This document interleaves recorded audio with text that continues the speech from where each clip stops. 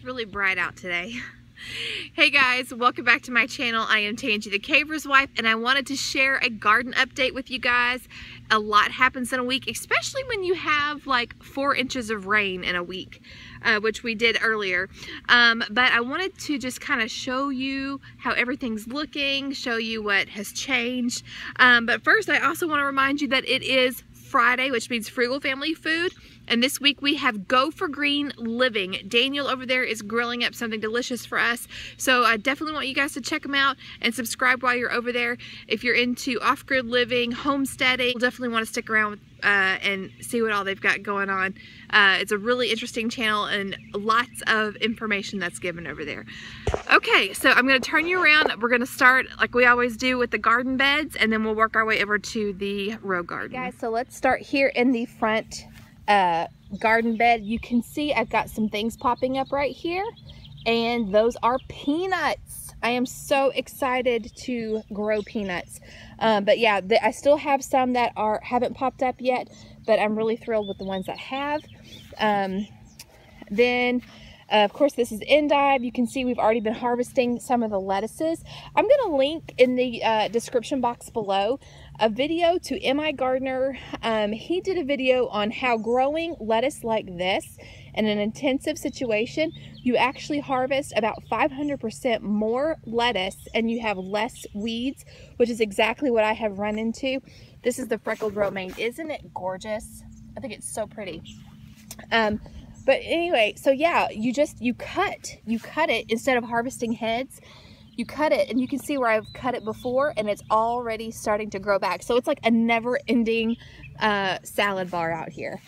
And then, of course, our French breakfast radishes. These are the watermelon radishes. These won't be ready. These have a longer growing time. The French breakfast radishes are ready, kind of like the cherry bell, like within 3 or 4 weeks. But the watermelon radishes take about 2 months before they're mature. So, but over here I have some French breakfast radishes. I did try roasting these, and I'll be honest, I was not a fan. I've seen a lot of recipes on Pinterest where it's recommended to use them instead of potatoes in low carb dishes, but I didn't think it was that great.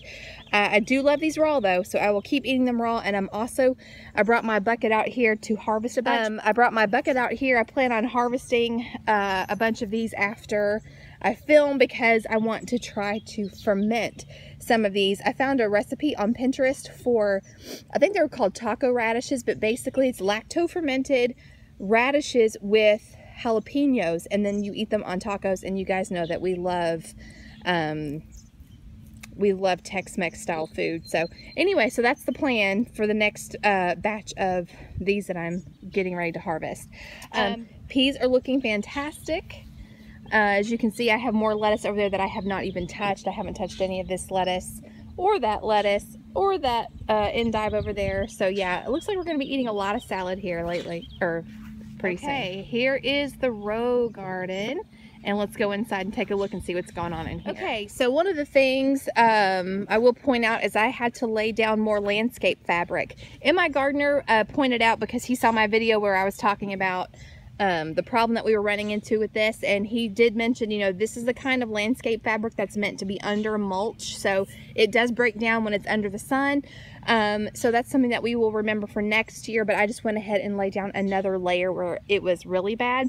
As you can see, the weeds are popping up through here, but we're just gonna have to work with what we got this year and make notes and know to do something different for next year. But so let's start over here. This is my row of ruby red bell peppers. I already have really fantastic size on some of these peppers, but these, where we at? These will turn red, so we're just waiting on those. Really excited to have my own peppers in squash relish, and also having a bunch in the freezer for dishes. Onions look great. These are the California Wonders. I don't have any big ones yet. I just have a bunch of babies. Here are my black cherry tomatoes. I don't have any that are ripe yet, but I'm getting lots of clusters. I've already harvested a lot of my basil. If you follow me on social media, on Instagram, If you follow me on Instagram, then you've already seen where I harvested a bunch of basil. I harvested a bunch of lemon balm. I'm weighing it all because if you guys remember, I am doing that collaboration with House to Homestead where you're showing you that it really does save money to grow your own food. So I'm weighing what I bring in so that way I can show you pound for pound and penny for penny that you do save money. Okay, so here are my beets. I need to get out here and weed again. I harvested several jalapenos yesterday, which I'm going to use in my fermented radishes. And I don't have enough to can yet, but I probably will go ahead and put them in the refrigerator and use them in some dishes that I'm cooking later on. My green beans look fabulous. Over here I have the Blue Lake bush beans, and then these are the Roma green beans. Somebody asked what are Romas. Those are the flat, they're like flat green beans, and they're very delicious. We love those. My marigolds have buds on them. Can you even see? My marigolds have buds on them, but none of them have bloomed out yet. I posted a picture on Instagram yesterday. My tomato plants, you guys, my Romas, like they're all loaded in beautiful clusters. Do you see that? I mean, they're all like that. So I'm really looking forward to harvesting and canning and freezing a bunch of tomatoes, Lord willing. Really excited. Okay, I'm coming down here because I have different kinds of tomatoes. This is my Brandywine tomato plant. So I'm getting some fruit on that. These are I love these little pear tomatoes. Where are we at? There we go. There's a pear tomato.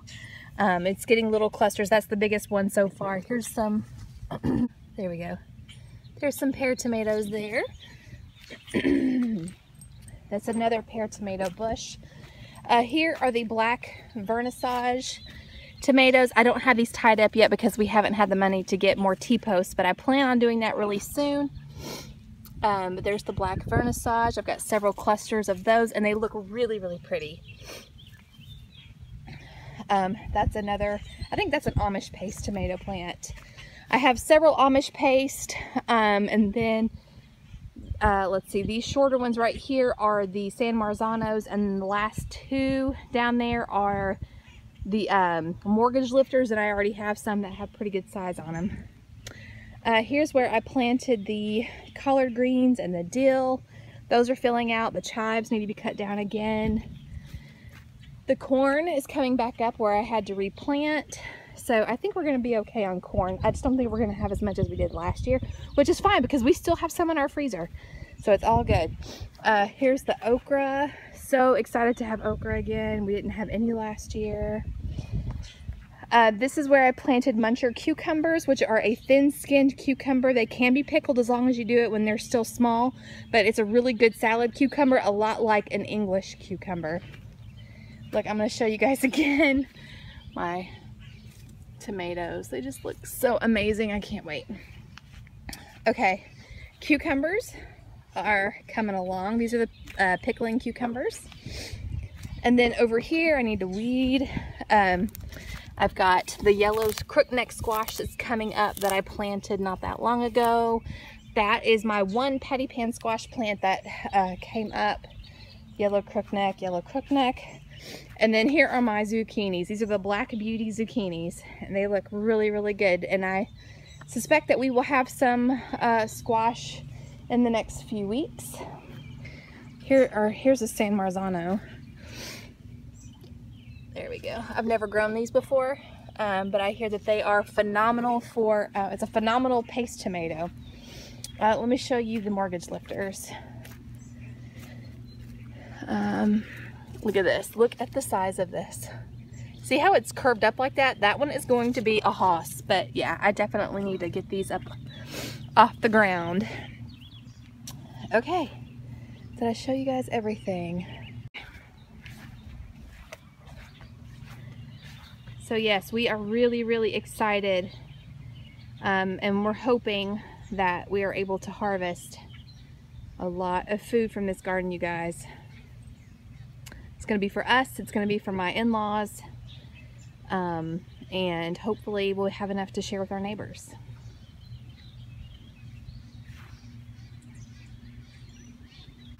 So over here is where I planted the sunflowers, and I also planted some pole beans. Then we had a really heavy rain. Like I said, we had over 4 inches in 24 hours. But thankfully, I don't know if you guys can see. There we go. Can you see that? Oh, this is having a hard time focusing.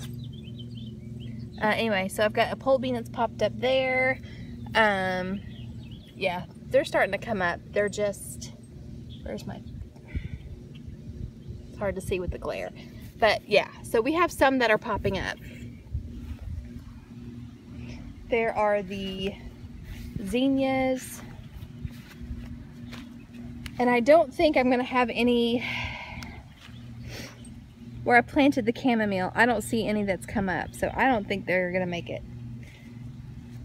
Which is okay. I think what I'm going to do is I'm going to kind of loosen that back up, and I'm going to plant some parsley there. So it's okay. We keep trying. I might even plant some parsley right there too. So yeah. So as you guys can see, I mean, we're getting close to canning season. Really looking forward to harvesting some of the tomatoes and peppers and things like that. So yeah, so that's all I've got for you guys today. Don't forget to check out Go for Green Living, see what they're grilling for us today. And yeah, that's it. I hope you guys have a great day, and until next time.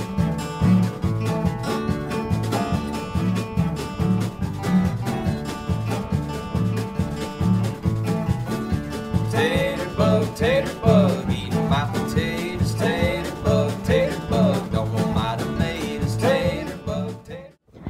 Hey, thanks for coming by. I hope you enjoyed this video. If you did, please feel free to share it with your friends, pin it on Pinterest, you know, whatever. But yeah, and there's also a subscribe button down there. So if you haven't clicked it already, be sure to do that. That way you don't miss any of the videos that I put out. We talk about gardening here, frugal living, homemaking, homeschooling. You know, I cook the occasional food, make the occasional craft. So if you don't want to miss any of it, be sure to click subscribe. Okay, that's it.